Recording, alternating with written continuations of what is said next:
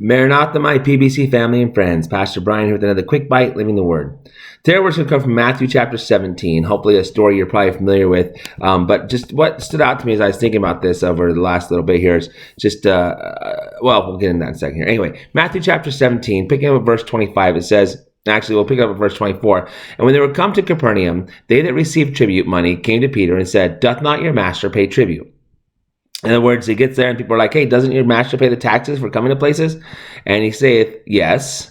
And when he was come into the house, Jesus prevented him, saying, What thinkest thou, Simon? Of whom do kings of the earth take custom or tribute?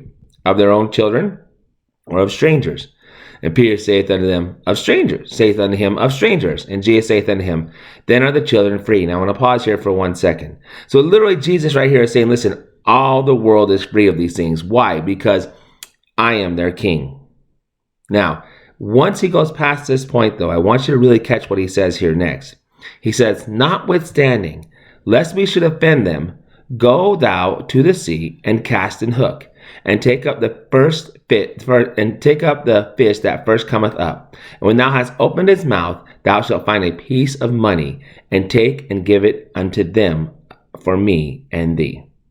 So what's interesting about this, I was thinking about this actually, why this stood out to me is so Jesus really saying, listen, I don't need to have my children taken care of. I don't have to pay tribute, things like this. I've got them covered. I've got everybody taken care of. I don't need all these other things going on.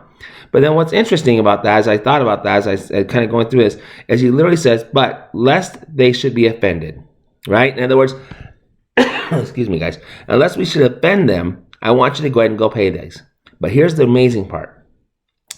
God, in providing for that tribute, did it in a different way, a way that no one would ever expect. See, this is the thing that we as his children can understand and anticipate. Though we may look at sometimes our bank account, or we may sometimes look at the world, we look at the situation, we go, how is this ever going to work out? God goes, if I have to, I'll have you catch a fish and we'll take care of it.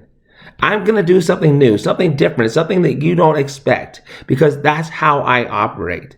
I am doing the new things all the time.